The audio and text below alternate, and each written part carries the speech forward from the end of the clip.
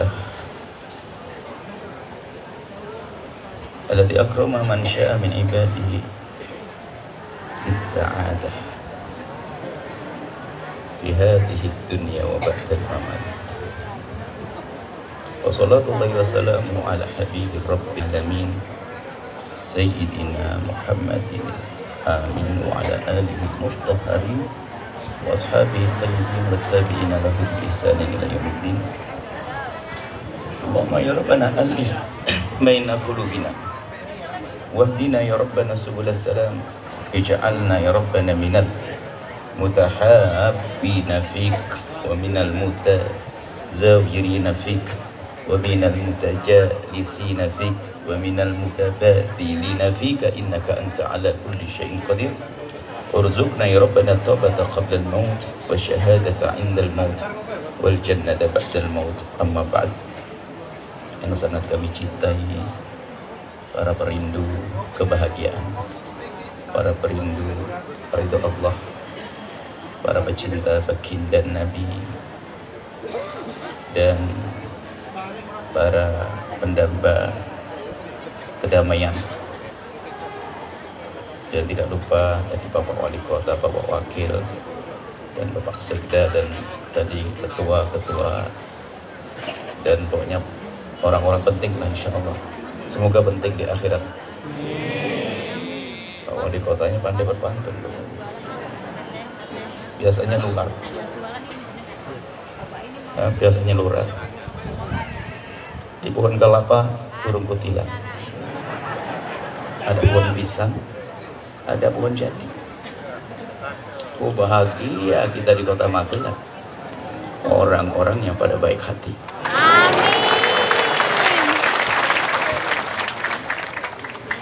Balas tuh satu aja, nggak boleh dua. Nanti nyaingi Pak Wali Kota, Pak, nggak boleh. Masya Allah, baik hati, harus baik hati. Kalau orang ingin bahagia, kuncinya baik hati. Damai di semesta ini akan terwujud jika berangkat dari hati yang damai. Damai dalam diri. Bayang, kalau orang hatinya damai, hidup indah. Hati damai adalah hati yang telah dibebaskan daripada hawa nafsu. Hati damai selalu indah, mesra dengan keluarga, mesra dengan tetangga. Orang bicara tentang perdamaian, orang bicara tentang ketentraman, orang bicara tentang kebahagiaan. Kalau hatinya berputar-putar di luar hati, maka tidak akan ketemu. Maka kuncinya adalah hati yang harus kita tahu. Maka pertemuan semacam ini harus ada rambu-rambunya dong.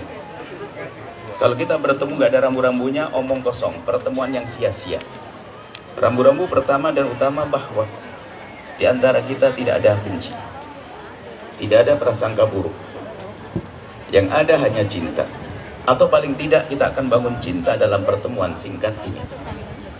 Tidak ada yang merendahkan, tidak ada yang dihinakan. Dan memang hakikat tidak pantas kita merendahkan siapapun di antara kita, karena kita tidak tahu apakah kita ahli surga atau bukan. Semoga ahli surga semuanya. Siapa yang paling mulia di antara kita? Yang duduk di atas kursi belum tentu, bisa saja di pojok sana. Bahkan mungkin yang jualan di sana adalah lebih mulia dari yang dari sini. Karena apa? Dia sambil jualan ingat itu untuk kasih nafkah keluarganya, jualannya jujur, sholat 5 waktu, sambil berzikir, sama istri lembut kasih, sama tetangga tidak nyakiti. Biarpun jadi penjual, dia lebih mulia daripada orang yang katanya ustaz tapi mulutnya mencaci maki, pejabat tapi suka ngambil haknya orang, kiai tapi rebutan waris. Kuncinya adalah hati. Jelas? Sudah sore selesai. Mas Denny ada dia menghibur. Itu yang harus kita hadirkan. Kami ingin menjadikan tahun ini tahun damai. Kita sudah dibiasakan bermusuhan. Kalau pengen sehat tadi katanya biasa bicara tentang sehat. Sehat, maju, dan apa tadi, bahagia. Hati dulu yang benar baru sehat. Orang sakit kayak apapun tapi kalau hatinya nerima, dia senang kok. Biarpun kelihatannya seger buger tapi tak taunya dengki kepada adik, rebutan waris, melihat tetangga sukses, sakit hati. Masya Allah, Maka kuncinya hati yang harus kita tata. Hati yang harus kita tata, keindahan dari hati kita. Maka itu yang diajarkan Nabi, bagaimana kita hidup dengan cinta. Nggak boleh ada saling merendahkan di antara kita. Kita ingin jadikan tahun damai, dan kita ingin semua menyeru pada perdamaian. Dan dengan damai, kita sudah biasa diadu, diajak bermusuhan. Coba saja, pemilihan presiden 0102 hari ini masih berantem. Padahal sama-sama ini umat Nabi Muhammad. Yang di atas sudah damai, yang di bawah ini belum akur. Kita sudah biasa diajak berantem. Bukan diajak, kita sudah biasa teradu, bukan diadu padahal. Pemilihan presiden ribut, pemilihan gubernur ribut, pemilihan wali kota ribut, pemilihan kepala desa ribut, sampai pemilihan pengurus masjid ribut. Ini model apa ini? Kalau orang-orang semacam itu lihat bapaknya meninggal dunia rebutan waris, padahal perebut waris adalah di neraka yang berjalan di atas bumi. Biarpun umroh setiap bulan, maka sesungguhnya dia adalah masuk neraka lewat Mekah. Wah, ini serem banget, rebutan waris. Ini model-model begitu tuh. Suka ribut. Akan tapi kita perlu tata hati kita. Hati yang penuh kasih. Itu yang diajarkan Nabi SAW. Maka yang harus kita hadirkan saat ini, bagaimana sih menata hati kita. Pastikan kita orang yang bisa memangkas dengki di hati kita, dendam di hati kita. Maka setelah itu sehat. Coba kalau orang hatinya lapang, hatinya itu hati bener, bahagianya banyak. Tetangga beli mobil ikut senang, bahkan waktu mobilnya starter bau solarnya katanya wangi. Oh, orang kampung bersih hati. Coba itu si orang yang pendengki lihat tetangganya beli mobil merah, padahal dari kemarin dia pengen mobil itu tapi nggak dapat, giliran tetangganya yang beli katanya warnanya merah norak. Lihat tetangganya kaya. Coba orang bersih hati, tetangganya kaya, dia senang. Tetangganya bangun rumah ikut senang, padahal dia tidak ikut keluar duit, tapi enak banget. Temennya jadi wali kota senang. Makanya kalau ada calon wali kota nggak jadi itu harus senang, karena yang jadi juga temennya gitu. Lihat tetangganya sukses senang, tapi dasar si hati busuk. Lihat tetangganya bangun rumah sakit hati. Kalau sudah hati kotor tuh nggak enak. Dendam sama orang, marah ngelihat rumahnya nggak senang, ngelihat mobilnya nggak senang, lihat sampai ngelihat ayam kecil lewat depan rumahnya. Ayam dia tuh. Ini bisa menimpa siapa saja, bisa menimpa ustadz, kiai, bisa menimpa pejabat, bisa menimpa orang biasa karena hati kotor. Sudah jelek, pandang orang jelek. Kalau sudah marah, dengki. Kalau udah dengki, benci, dendam, hati kotor, hidup capek. Kayak mau hadir pengajian begini misalnya. Kalau hati dengki sama orang, ini Mas Soleha kan tadi sudah dipantun kan. Baik hati. Yang nggak baik hati lihat hadir pengajian datang, ini ustadz kesenanganku, ustadz idolaku. Terlambat lagi datangnya, karena terlambat nggak dapat tempat. Dari belakang kelihatan, oh bisa di paling depan, tapi tidak usah tersinggung yang paling depan, bukan anda ini. Akhirnya duduk di paling depan, alhamdulillah bisa melihat ustadznya secara langsung. Diam dia duduk, khusyuk cuma 5 menit. Setelah 5 menit sadar yang di sampingnya orang yang didengki dan didendamnya. Ngapain duduk di sini dia? Itulah si bodoh. Tetangganya tidak mencubit dia, tapi dia gelisah. Ini penyakit itu mengembang, menfitnah, menggojeng. Lihat aja. Lihat pejabat, tetangganya jadi pejabat, sebentar kaya, tiba-tiba masuk, wah itu pasti korup. Itu menuduh. Padahal tidak ada bukti juga. Tetangganya juga kaya juga, tapi bilang korupsi bukan pejabat. Oh, tetangga kok kaya juga, tapi bukan pejabat. Punya tuyul.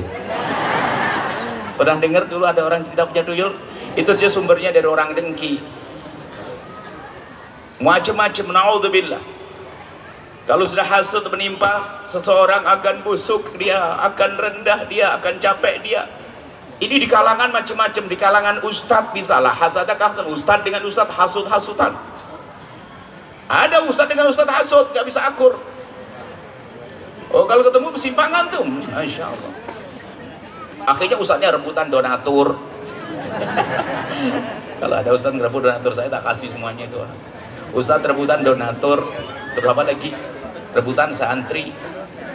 Masya Allah. Hati kotor itu kalau sudah menimpa siapapun tetap jelek. Biarpun katanya Ustadz hafal Quran 30 juz, biarpun katanya tahajudan puasa setiap hari, tapi hati kotor tetap kotor. Tidak bisa. Tidak bisa mulia orang semacam itu. Maka hari ini kita kalau ingin sehat, bersihkan hati. Bahkan kami kan serukan ini, hei para tim sukses, kalau ada di sini dengar, kalau kamu pengen jadi tim sukses yang benar, dengar, hei, dari kelas presiden, tim sukses presiden sampai wali kota, ada calon wali kota di sini. Hei tim sukses, cukup kau sanjung bosmu, jangan caci orang lain. Selesai sampai di sini.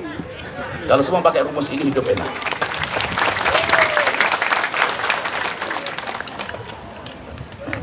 Marah-marah begini biar nanti jangan buyaya lagi dah. Saya rindu damaian, saya rindu cinta. Kalau seandainya tim sukses itu pakai adab, tujuan dia kan ingin mengantarkan orang yang telah dipercaya, maka cukuplah sebut kelebihannya, programnya, tanpa mencaci orang lain.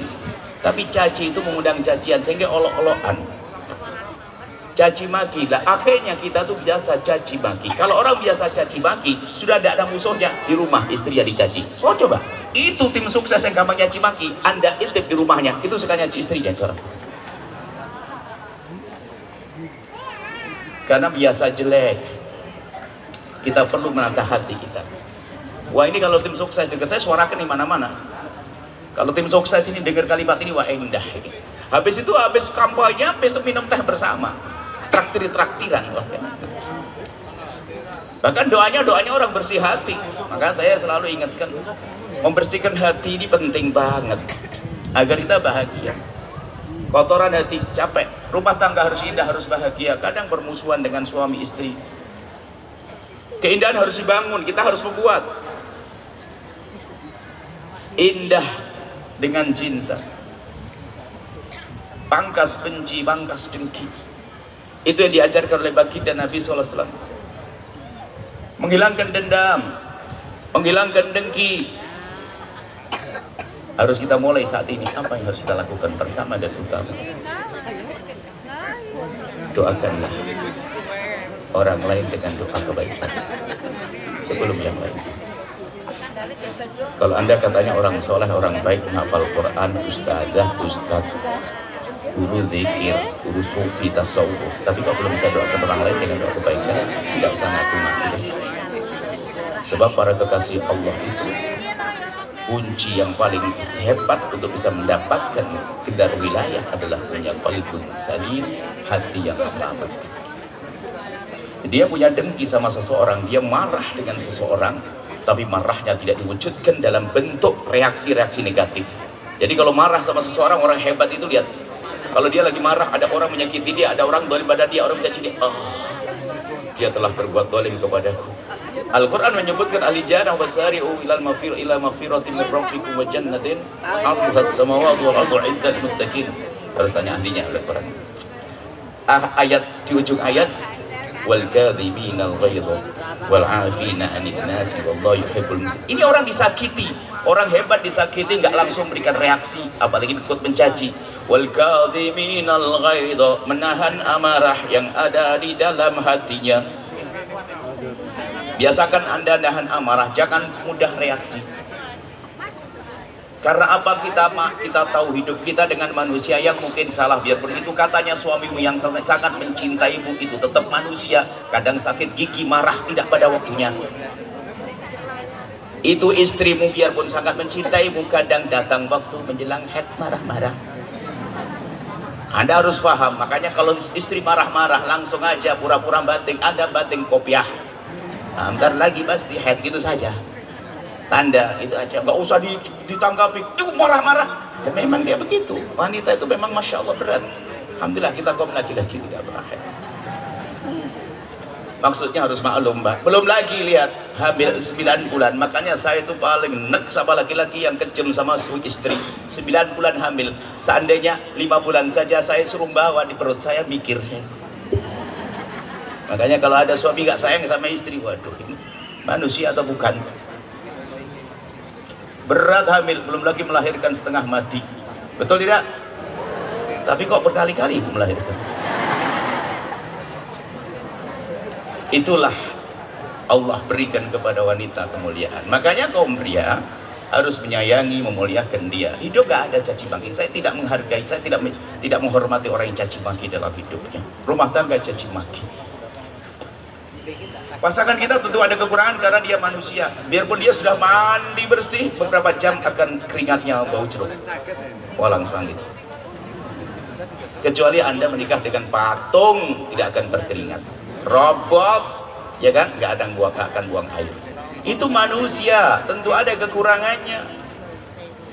Semua dari kita. Makanya kalau memang kita tidak menyiapkan diri kita dengan ketabahan, kelapangan dada, hati yang lapang, repot hidup kita. Hidup gampang tersinggung, dikit-dikit marah, tersinggung. Anda ini apa? Kalau ada orang menikah dengan, kalau ada seorang laki-laki ingin menikah dengan seorang perempuan yang tidak pernah bersalah sampai mati, kau jomblo, nasib buruk buat kau. Seorang perempuan pun juga demikian, kalau ingin menikah dengan suami yang tidak pernah punya kekurangan, maka akan jadi jomblo sepanjang hidupnya. Tentu ada kekurangan. Cuman ada nanti rambu-rambu bagaimana agar menata hati indah. Pertama, biasakan mendoakan orang lain. Yang kedua adalah biasakan Anda untuk tidak. Nah, yang kedua adalah jangan biasa menyebut kekurangan orang lain. Pastikan lisan Anda tidak pernah biasa menyebut kekurangan siapapun. Gak ada perlunya. Bahkan kalau sampai mati Anda, dari hari ini sampai mati Anda tidak pernah mengolok Fir'aun, Abu Jahal, Namrud, gak ada yang nyalahkan kok. Ya tidak? Betul tak? Tidak usah nyalahkan. Diam saja, tidak usahnya mencaci Fir'aun, tidak usah mencaci Namrud, gak ada yang menyalahkan kok. Kenapa hidup kita caci maki, ya hamba Allah? Hilangkan dalam kamus hidup Anda kalimat caci dan olok. Selesai. Dua ini saja rumus bahagia tadi, rumus sehat hidup itu adalah ini. Pertama, biasakan Anda mendoakan orang lain dengan doa-doa kebaikan. Sudahlah, sehingga apa? Ini ada hubungannya. Sehingga lisan Anda lisan baik. Anda diganggu sama orang suruh, iya Allah semoga rezekinya banyak, gitu aja sudah. Oh, apalagi itu mantan suami itu. Mantan suami yang katanya kejam, gak ngasih nafkah, wah, masya Allah. Ada kan kalau parah kan lebihan. Ada mantan istri yang itu loh, yang akhirnya dicerai gara-gara dikit-dikit kredit, utang tagihan, kredit tagihan, langsung. Anggap saja, nggak boleh meninggalkan dendam kita. Sudah berlalu, dia adalah orang lain. Dia mantan istri misalnya, dia orang menyakiti kita, orang daripada kita. Bahkan mungkin adik kita, saudara kita berbuat daripada kita, dia adalah tetap adik kita. Ada orang yang datang ke Nabi, ya Rasulullah, ada orang jahil sama saya, jahat sama saya balas boleh enggak? Nabi menjawab, kalau kau balas kamu sama seperti dia, enggak punya kelebihan kamu. Terus dalam tempat lain, dalam kisah lain, Nabi mengatakan, kalau orang berbuat baik, kalau orang dibaikin lalu ngebalas kebaikan itu mah biasa, memang harus begitu. Hal jazaa'ul ihsan ila ihsan, kebaikan dibalas kebaikan. Lalu orang istimewa itu gimana? Tuh ya. Kalau pengen jadi orang istimewa hari ini, pakai. Di saat dijahilin, dijahatin, justru ngebalas dengan kebaikan. Itu baru istimewa. Dijahilin ngebalas kebaikan dari ayat wal kadhiminal ghaidha. Pastikan Anda biasa meredam amarah. Dan ini bahaya sekali kalau amarah kita sering turuti. Bahaya kadang kita melakukan reaksi-reaksi, sehingga reaksi kotor itu mengundang reaksi lebih jahat lagi. Akhirnya apa? Terjadilah pertengkaran, pertikaian, pertumpahan darah dan seterusnya, bahkan perceraian. Wal kadhiminal ghaidha, menahan amarah. Setelah menahan amarah apa? Wal afina 'anil nasi, mudah memaafkan orang lain. Itu orang ahli surga, cirinya begitu. Setelah mudah memaafkan, ketahuilah bahwa ada lanjutannya. Wallahu yuhibbul muhsinin, malah berbuat baik kepada orang yang ngejailin, yang ngejahatin. Dasar. Itulah golongan ahli surga al-muttaqin tadi yang bergegas menuju surga. Sudah, mungkin ayat itu saja perlu kita ulang-ulang hari ini agar kita bisa menjadi orang yang lapang hati, mudah memaafkan. Kita mulai dari mendoakan orang lain tadi. Biasakan Anda mendoakan orang lain, khususnya itu yang pinjam duit gak balik-balik, cari susah, ditelepon direject. Giliran datang ke rumahnya, katanya dia pergi. Di saat pergi dilihat sandalnya lengkap, berarti dia keluar gak pakai sandal. Akhirnya coba dia penasaran, jangan-jangan ada di belakang. Betul, di belakang lagi hitung duit. Kemudian lihat Anda kaget, dia malah marah-marah. Ngapain kamu kesini? Ditutup pintu, jurek. Pergi sana. Waduh, duitnya ada yang jatuh lagi, berontok. Wah, kelihatan anting sama kalungnya gede-gede. Sampai di rumah, awas ya nanti tahajudan, sholat 2 rakaat tengah malam. Allahumma ya Allah, tambahkan rezekinya dia ya Allah. Semoga suaminya tambah cinta ya Allah. Allah. Saya belajar begitu, dan memang lama belajar. Saya jadi susah ngedoain jelek orang, rugi doain, ngotori hati. Bisa tidak di tengah malam kita doakan dia, ya Allah, dia aku pinjamin uang, niatku baik, aku tidak ingin pahalaku hilang ya Allah, tapi aku marah hari ini, dia kurang ajar banget ya Allah. Lapangkan rizkinya ya Allah, jadikan suaminya tambah sayang ya Allah. Doain dengan doa kebaikan. Bisa Bu? Berarti Anda ini normal. Oh, karena ini perjalanan wali. Kalau Anda sudah ngomong bisa, sudah jadi waliullah dari kemarin. Kasih Allah itu ujinya begitu. Bukan banyak sholatnya, sholat 5 waktu, barang mungkin terlihat pas-pasan, bahkan mungkin kerja di toko sana, bahkan mungkin di pabrik, bahkan mungkin jadi seorang pejabat pemerintah. Akan tapi hatinya yang datang kepada Allah biqalbin salim, itulah waliullah. Wong ahli zikir semalam katanya baca sholawat 6.000, 10.000, tapi sama adiknya musuhan. Mau kemana Pak? Kasih tahu waktunya habis. Pegang orang ini biar tidak ada yang ngasih tanda rakitnya. Kasih waktunya dikit lagi. Belum beres ya? Tuntaskan sedikit. Baik. Harus ayo belajar kita serius. Anda suami itu akan tumbuh cinta di balik ini semua. Hidup itu indah loh dengan cinta. Kadang orang salah rumus loh ya. Ada suatu ketika seorang ibu-ibu datang kepada saya begini, Buya punya doa enggak? Doa apa? Agar suamiku cinta kepada. Iya punya dong, masa kiai nggak punya kan itu? Ibu mau?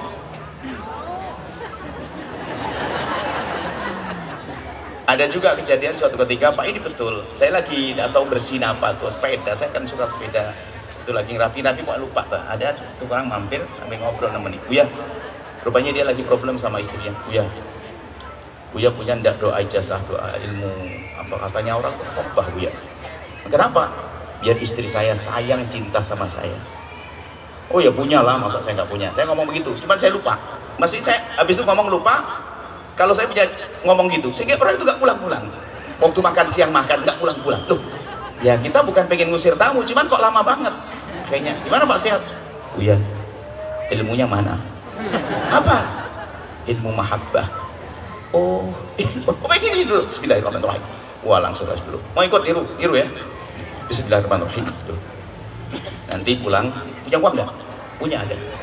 Pulang mampir ke warung, beli sesuatu. Bukan bunga, bukan minyak nyong-nyong, bukan. Beli kue kesenangan istrimu.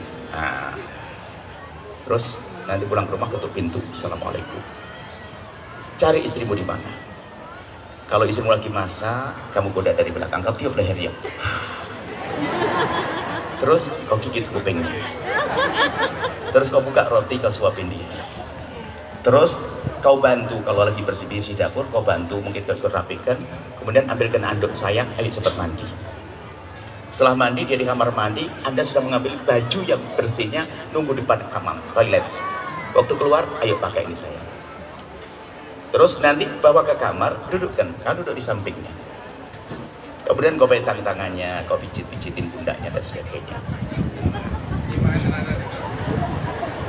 Iya, ilmunya mana? Ya itu ilmunya. Kau ini kok bodoh banget.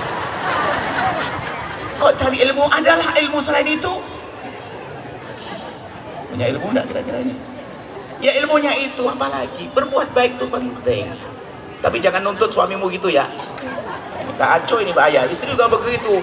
Istri itu tolonglah kalau suami datang itu ya sedikit biarpun sibuk kayak apapun, tinggalkan itu semuanya, handphone, masak, sambut suamimu ahlan wa sahlan. Gitu. Jangan sampai ya, sedikitlah kita perlu buat berubah dalam hidup ini. Perhatian itu penting, mengundang kasih dan cinta. Tapi jangan menuntut, lakukanlah kewajibanmu. Jangan menuntut, nanti kamu, oh kata Buya begitu, wah itu sudah gak benar lagi. Lakukan kewajibanmu. Kalau suamimu kurang ya, kamu memulai dulu. Baik. Kemudian ini, ya hidup itu kadang-kadang salah dalam rumusnya. Masa agar suaminya mencintai dia? Ini gimana cara berpikirnya? Coba ibu renungi. Suamimu sangat cinta kepadamu, lalu kamu tidak cinta. Nah, enak gak? Ya gak enak. Lah ini rumusnya salah hidup. Makanya kenapa Nabi mengajarkan bangun cinta di hati, bukan bagaimana orang mencintai aku. Coba istrimu sangat cinta kepadamu, lalu kamu tidak cinta. Aduh, hendak disenggol. Ngapain kau ini? Ternyata yang bikin indah adalah cinta yang ada di dalam hatimu. Nah, kita perlu bangun cinta. Maka bangun cinta dimulai dengan banyak mendoakan. Orang yang mulai hari ini kita mulai kurang cinta kepada siapapun, apalagi pasangan, istri, keluarga dan sebagainya, yuk kita doakan dengan doa kebaikan. Doa kebaikan, sudahlah. Tadi memang katanya berat, apalagi orang kurang ajar. Sebab ini orang kurang ajar sama kita, kalau kita biarkan akan jadi benci, kalau benci jadi dendam, kalau benci dendam nanti akan muncul kejahatan yang lainnya, mulai dari kita menggunjing, menfitnah, bertepuk tangan atas musibah yang menimpanya. Semua dosa gede itu.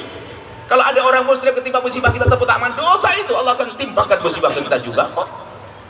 Dan gara-gara apa tadi? Gara-gara dendam. Ngapain dibiarkan dendam? Sebelum dendam menjadi satu tindakan yang negatif, yang jelek, ayo kita tumpangi nanti malam dengan doa. Tapi berat, kurang ajar banget dia itu ya. Baik, ternyata di situ ada, itu kami anggap ini sebagai operasi berat. Ada dokter tadi, ada dokter sini nih, dokter ada. Ada dokter. Nah dokter itu kalau mau operasi harus pakai obat bius. Ibu pernah sesar, ada mentang-mentang pengen rindu punya anak, yang penting cepet lah bedah perut saya, nggak pakai obat bius, nggak bisa, harus pakai obat dalam waktu singkat. Berapa menit lagi? Baik, ada obat biusnya. Obat biusnya Anda amalkan nih, obat bius. Coba semuanya ditelan nih obat bius yang luar biasa dari baginda Nabi SAW. Dan saya setelah menelan obat bius ini, begitu mudahnya saya mendoakan orang lain. Obat biusnya bunyinya hadis dari Abi Darda, Imam Muslim meriwayatkan dari Abi Darda, Nabi, dari baginda Nabi bersabda, "Ma min 'abdin muslimin yad'u li akhihi muslimi 'ala dhahril ghaibi illa wa qala al-malaku wa laka bi mithli." Tidak ada seorang mukmin yang mendoakan orang lain yang orang itu tidak ada di hadapannya. Tidak ada di hadapannya maknanya dua, tempatnya memang jauh beneran, atau dekat tapi bermusuhan. Gak cocok tadi. Kalau kita mendoakan dia, malaikat menjawab walaka bimithli, kau dapat duluan.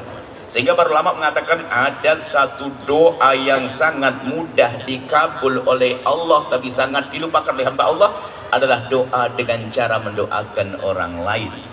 Oh, lebih cepat dikabul daripada Anda nunggu umroh pergi ke Multazam sana. Kapan umrohnya? Minta doa ke kiai-kiainya susah ditemui. Doa mendoakan orang kurang ajar. Makanya kalau ibu pengen doanya dikabul, cari siapa yang kurang ajar kepada Anda. Awas nanti malam, ya Allah, berikan rezeki kepadanya. Allah tahu kalau Anda tidak punya rezeki. Minta rezeki. Biasakan dengan demikian. Dan yakin Nabi, resep dari Nabi. Maka jangan biasakan dengan kalimat kotor. Kemudian ini sedikit ancaman, bukan ancaman, memang begitu. Kalau kita biasa doakan jelek, mungkin orang itu adalah zalim betul dan layak kita doakan dengan doa jelek. Tapi kalau ternyata dia tidak layak kita doakan, ternyata doa itu akan melambung dan kembali kepada kita. Maka doain jelek itu tetap gak enak deh. Sampai suatu ketika ada mungkin seorang pemimpin pemimpin negara atau pemimpin suatu kelompok perampok, pencoleng. Kadang seandainya ada memberi kabar, kamu dikasih doa satu dikabul untuk pencoleng ini. Antara dia mati atau dia otobat, saya mikir. Mungkin pertama biar mati. Wah, kalau dia mati masih punya wakil banyak dia. Tapi kalau dia tobat,